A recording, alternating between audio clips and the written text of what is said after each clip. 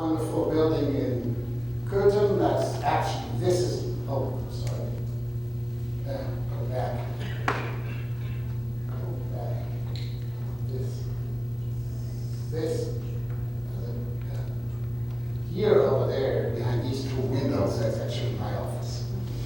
And Johann Sebastian Bach lived on the same street, two buildings further to the right. And Hahnemann lived on the same street, that's the inventor of phonography, on the same street on the other side, maybe 300 yards the other direction. So it's an interesting area. So our main activities are 100% Smalltalk. Okay, currently we are improving the Java application before we can move it to Smalltalk. That's something I will speak about at the end. We do all the services around Smalltalk, so everything you can think of we want to do. We have 14 Smalltalkers. We even have a new person, that's why I had to edit this slide you may have seen, that just joined less than a year ago. And I was just calculating when the first programmer we have learned Smalltalk, that was around the end of 1984. That's when the first one started learning Smalltalk. Yeah, and so what we do for the last 12, 13 years, our main mission was to keep existing systems alive. And I took a couple of pictures of companies we have been working for. So a few of them are here, and you heard firsthand. And the reason why they're using Smalltalk is for good reason. They created an excellent application, and it has to be improved. Societe Generale is doing leasing with software. Deutsche Bahn uses it to create any timetables. They run trains with it. ABB uses it to construct power plants. Schmidt is a small company. They do construction, so it's an architect office. Atlas TE, actually, they do all kinds of Smalltalk. So Societe Generale is using VA. Atlas TE is using VSE for analyzing, like what the analysts did in the old days, for analyzing non-statistic data from movies, from videos, from PDF documents, from audio documents, from anything. Global Foundries, they used to call AMD. They are just building a new fab in Malta, New York, where they're using the central component, not only what you were speaking about, but the central control, where all the robots and machines you built send their information through to the operative and maintenance system. So it's the core of the fab, the automation core. CS is a system for a mid-sized company, an ERP system. The company went out of business about a year ago, and I was able to purchase it. Now I own it. We are now building it up again. And the engineer, so you cannot imagine the situation the software was in. The guy who sold it to us, not the guy, we bought it from the liquidator, but the guy who had this stuff said, okay, bring boxes. And we said, okay, you want to give us files? And no, he gave us disks and pieces of computers. So we had to build up the computers first before we could have access to the software. Amazing. And then there was a store repository on it, and you can't imagine the sorting in the store repository. It was not possible to load this stuff. No way. And they had all the images and everything you can think of. But finally, we made it loading, and it started to be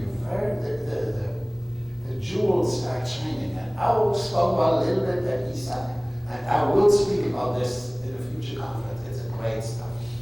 Airgas is a natural gas trading company. They own the pipes, and they use Object Studio to transport to do all the calculation, how much which source produced at which day, and how much which sink used at which day, and all that calculation is done in an Object Studio application, which is currently being ported from Object Studio 5 point something to the up-to-date version. So what is common with all these projects? I think all of them resisted a porting to other technology. And they still have been trying. And we have been seeing these kind of presentations. And when this started to happen about 13 years ago, I said, every single engineer I speak to who moved from Smalltalk to one of these other technologies said, I would rather love to stay with Smalltalk. And I said to myself, this may be something for that the other stuff is new to them, but 3 years later they still say the same thing. I said, interesting. And so it was not a matter of getting used to things, it was a matter of something else. And then after about 5 years I said to myself, if this is really true, then I still would go back any day.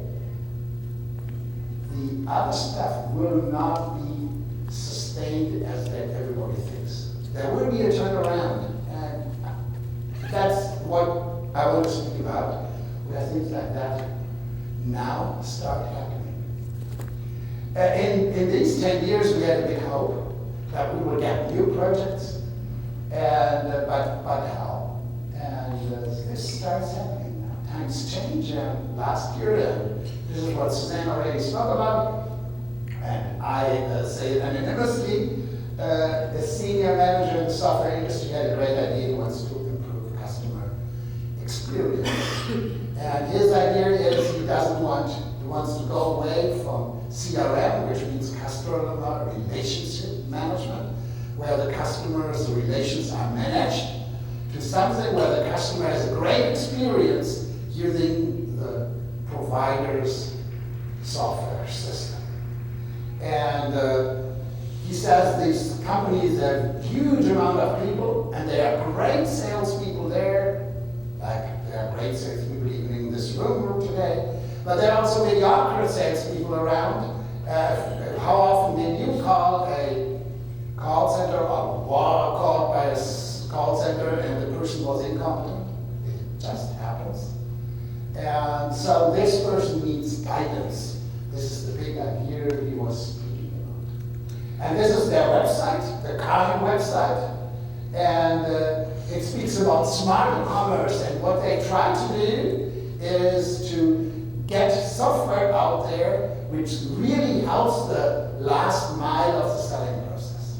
So all the backend systems work perfectly, but the last mile, which is the real interaction between provider and consumer, is where guidance is needed, the salesperson work much better. That's the big idea. And smarter commerce is a big thing by a lot of companies. It was mentioned yesterday by Sam Adams in his presentation. He also mentioned guidance in his presentation. These are hot topics of 2012.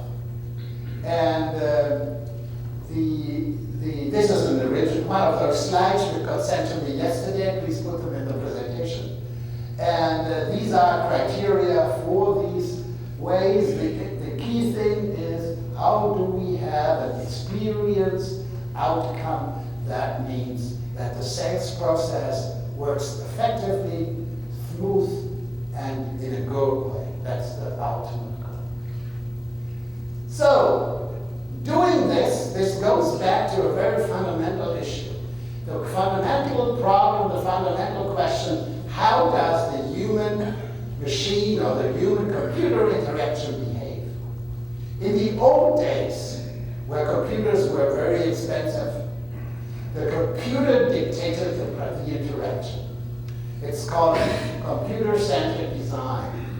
Smalltalk was one of the pioneers in the late 70s and early 80s to turn around this design.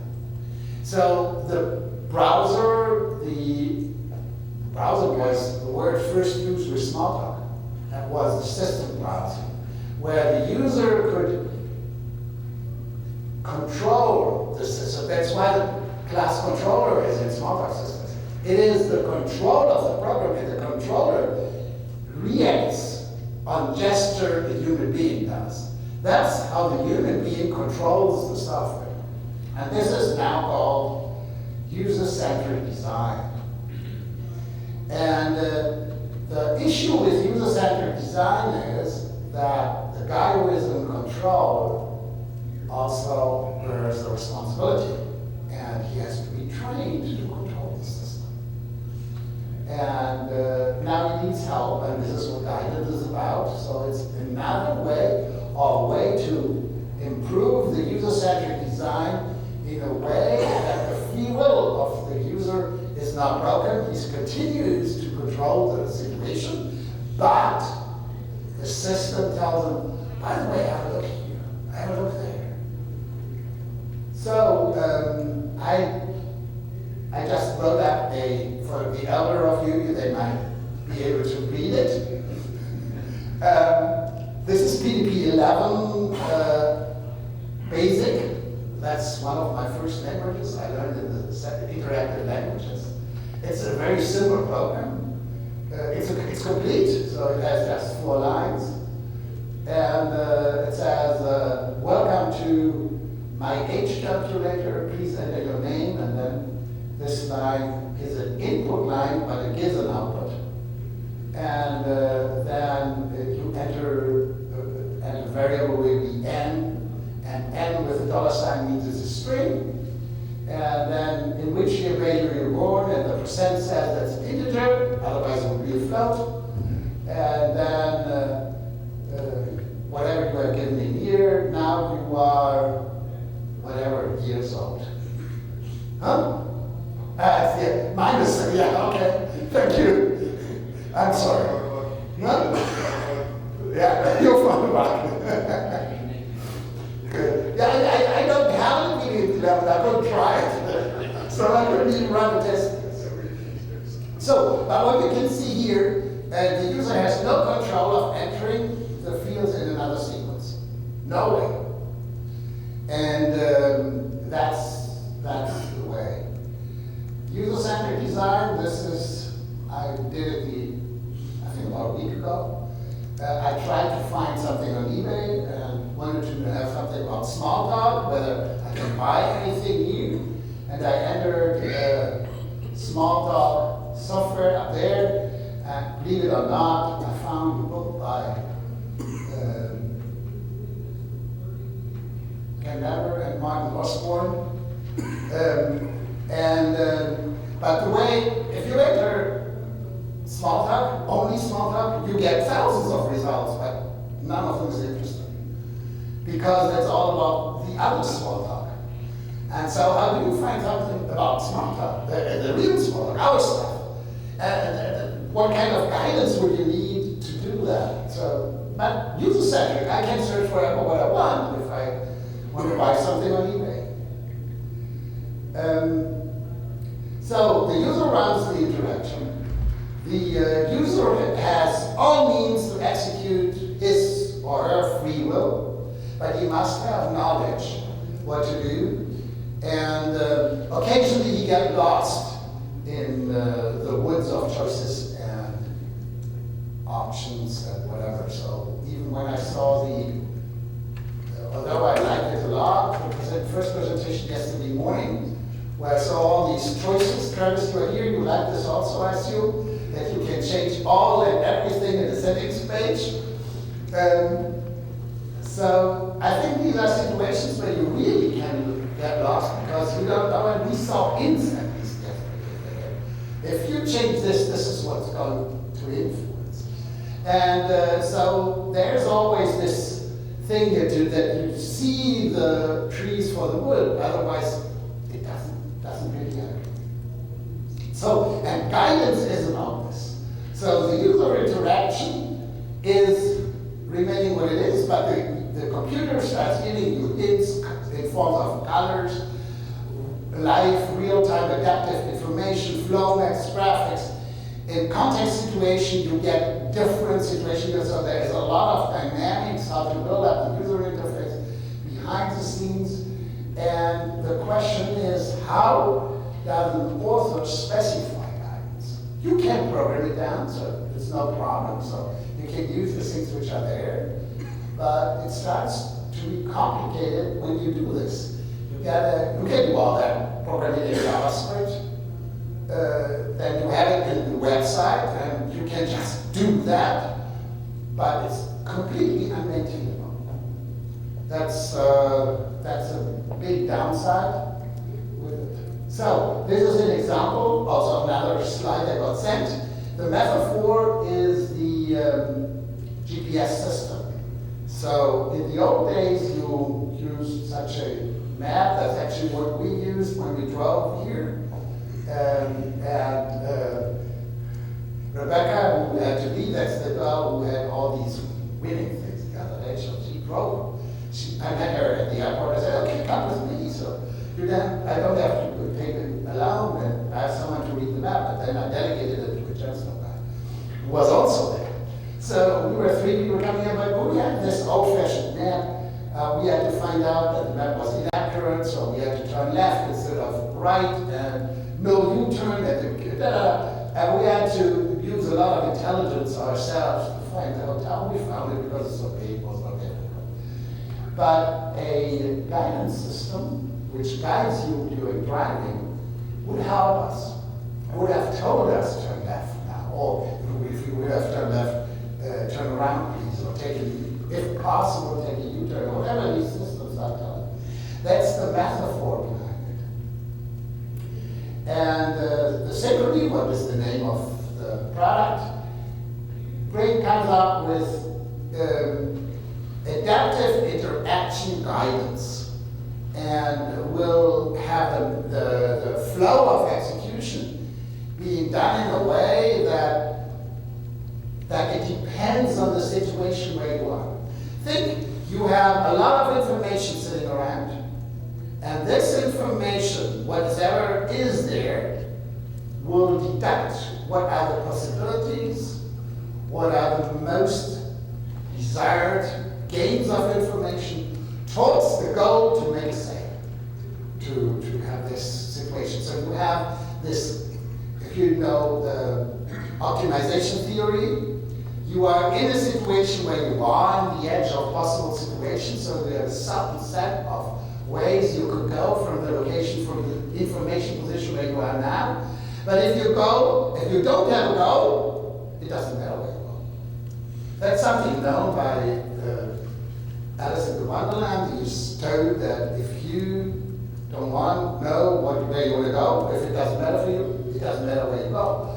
But in a situation of a sales process, you have a goal. You want to maximize customer satisfaction and the thickness of your pocket. That's the ultimate goal. And with that direction, the system tries to support the salesperson as much as possible, to find out as much information as possible to come up to this goal. And the question was, what would be the appropriate technology to solve this problem? So there are these ideas that they must become true, and the offering comes up with a lot of things, and one of the key things in here is a rules and knowledge-based system. We spoke about briefly yesterday in the discussion about situations where these rules-based systems have been very well supported and a lot of discussion, but they went apart about 30 years ago. Almost 30 years ago, the topic was not hot anymore. It's getting hot again. And people are saying there is a certain set of human knowledge which is well expressed using these systems, including uncertainty, because all these rules which are set up, there are no strict rules. If you are here and there, it's not sure that the customer will buy a Nokia phone, or a smartphone, or an iPhone, or whatever, so you are in this phone selling business. It's not sure that he wants to do it. But with this requirements, which I know right now, and with the budget I know right now, there's this what we will probably buy. And so this is what is behind this rule-based system, and all the other systems are around this. Certainly you have to have a case manager system, you have to have the context manager, so that you can go forward and backwards. Seaside has an idea to do that. So you have these continuation semantics. That's one of the things which have something to do with here. You want to generate documents at the end because the customer has to sign the contract for the next 24 months or whatever you want to do. And guidance, which is the general support idea for this situation, needs a dynamic UI. It needs a guide author. It needs a language to express the guidance. And on top of that, it still needs to run the existing supportive information system, which has a connection to the outside world, including Facebook and other important sources like Chrome, Google Plus, or whatever they are, information systems about your customers. And so the architecture, which is now being developed, has two colors, white colors and red colors. And the red colors are those parts which are implemented in Object Studio, which is a Smalltalk system. And so one of the things you see that almost every interaction goes through this orange piece. And that's actually a very common architecture, like that one in Global Foundries, where the core system is the system in Smalltalk. Every interaction runs across Y because it's the most flexible thing. And maybe you have heard of the Vauquois triangle. If you want to translate things from many languages to many languages, the easiest way to put it to come to an understanding and then go away from the common understanding, have an internal lingua franca. And this is the same here, the same thing here. You have a central model of the entire application in the Smalltalk system, while you are talking through interfaces to all the specialized actors around. So with the UI is, where's the UI? Forgot it.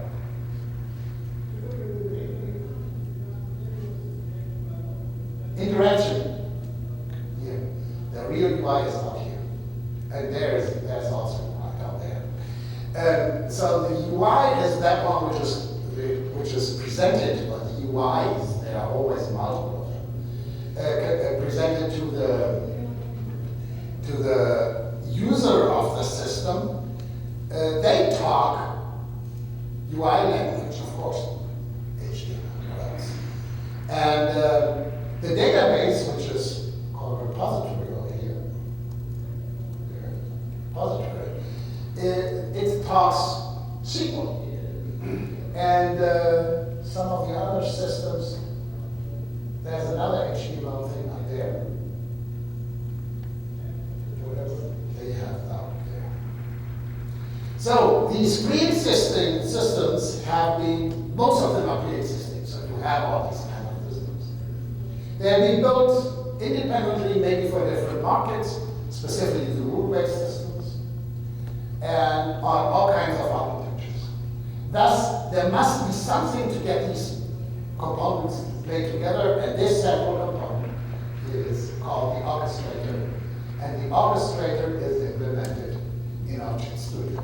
I said single Smalltalk here to be more neutral, because it uses basically a lot of stuff from both VisualWorks and Object Studio, so it's really using everything it can. The object model is the central thing.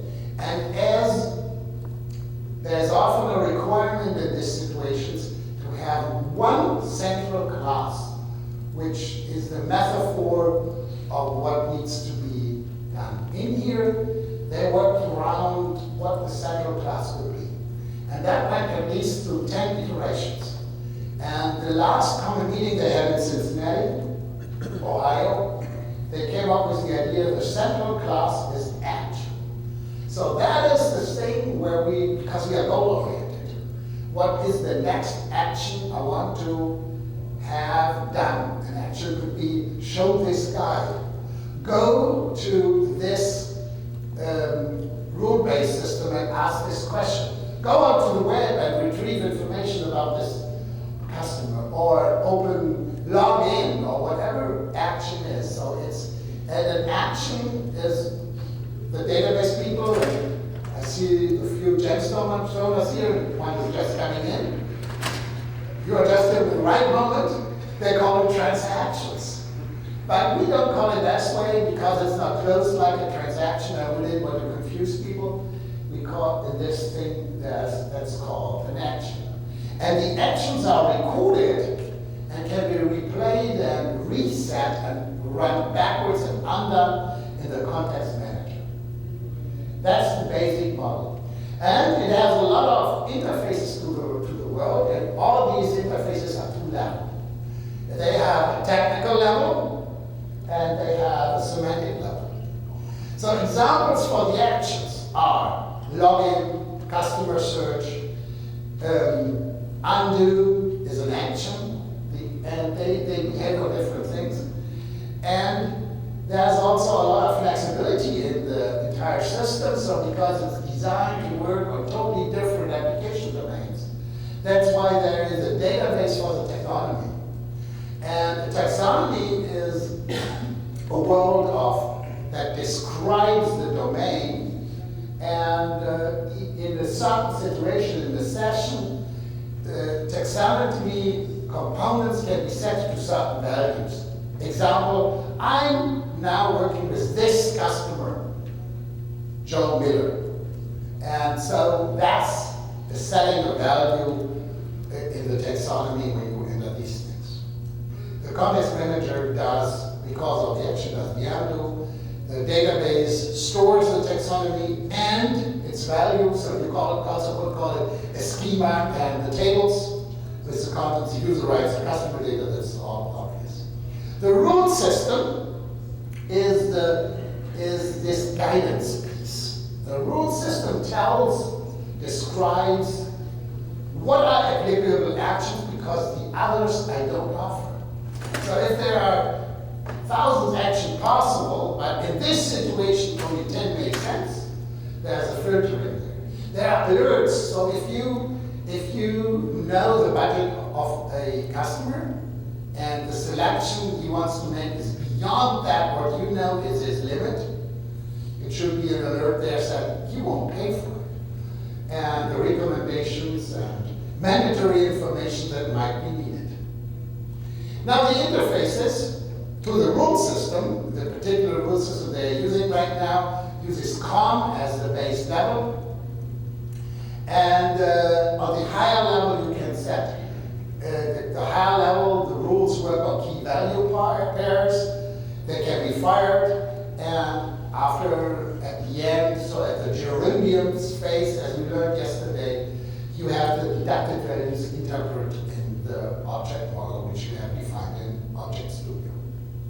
To the database, it's obvious that glorp is used on the lower level. On the higher level, you have the taxonomy is two actions. You have to interpret the user rights. You have to do everything with the customer. You have to log into all this typical stuff you all know, talking from Smalltalk to a database. To the UI on the lower level, it's pure HTTP. It's only the headers. And on the higher level, it is mapping UI actions to action objects, making queries, which could be there described in the UI, to message sends, and this is all done from these typical interaction systems, as you know them from OpenTalk, from others, from DST or for Corba, you typically use a broker, and this is also done in here. Why were they using Smalltalk? Not only because it's an in-house technology to sing on, because you know there's the saying, it is home time, the profit isn't valued at all. So it's even, I think for Suzanne, you can comment on this better than I do, being an outsider, it's probably much harder to sell internally than externally. So that was not the situation. The situation here was that Smalltalk turned out to be the only solution which could do it. One thing was the flexibility thing. The others are all low-level interfaces were there. So thanks to Arden, who always pushes to have them in the product, we have COM.NET Connect, web services, and HTTP. These are the four that were used, and they are all there in the base product. The easy way of the high level of dynamics, the wrong conference to explain this, so I don't. The easy way of modeling, you have seen the modeling tool. The easy way of adaptation from one domain to another, and the easy way from one medium to another. So they use different mediums and different target domains, like healthcare. This particular situation now, the patient-centered care coordination. So healthcare is a very hot topic. Commerce, retail, engineering, financial services, telephone companies, and sales in there, and even government applications are in the target. Media are either the call center, which is already there in Synchrony, that's a very natural thing for this product group, but also iPad-like. I don't want to say they're using iPads because they are very flexible there. iPad-like devices, which can be carried by a salesperson in companies like Best Buy or so, that you will get the information and everything he has on hand. Or the internet, where the user can sit at home, and the idea is also that the user can pre-select things at home and get some information about the potential next washing machine, because the old one is broken, and he goes to the store, and the store knows that he has what he has looked at. Yes, I know you are for model of Whirlpool is this one. There's something much better than this one, but you only have to pay 4 times as much. So, the project started off with a lot of demos, most of them very, very short notice. I remember one demo to be held in San Diego where we learned about it Friday at 4 p.m. our time. And the show started Monday morning, 9 a.m. But there, as you know, there's a 9-hour time difference, so that helped a lot. After that, we had done a feasibility study. What's doable? What's a good architecture? Can the architecture work? This is done, and currently the group is in product development and rounding these things up. Meanwhile, this is not the only new thing. We are working on with a new innovative startup in New York, who is doing a professional information interchange problem software, also for the healthcare business, and with a very, very complex payment structure behind it. And I'm not entitled to go into detail about it. The owner of the companies are very reluctant right now, and they say time to market is mid this year, so stay tuned. But there is something coming on there. It's actually something we worked on together with our French friends who initiated this project. And there was something of today, we talked about this today. A customer asked us a few weeks ago for a port of a Java application to Smalltalk. Why do they do it? This is the one we were talking about, Bob. It's basically an application written in Java where the source code lost. So we had to do reverse engineering. There's nothing special about Java. We also have smaller applications where the source code lost and we could make it work again. That's not something very special. But that application basically runs in a database, creates with stored procedures in the database an XML string, which then is pushed to the Java application, which turns it with an XSLT specification to another Java component, which creates another XML file, which then is done with an XML to PDF generator, also in Java, that it finally generates PDF files.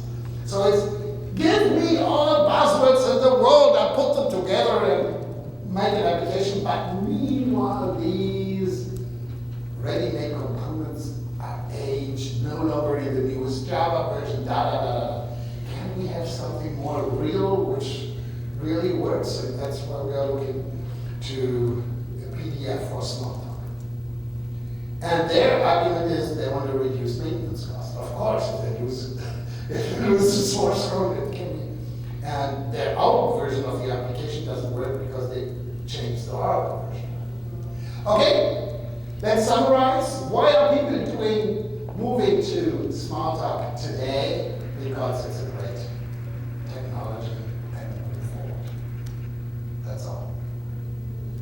Questions?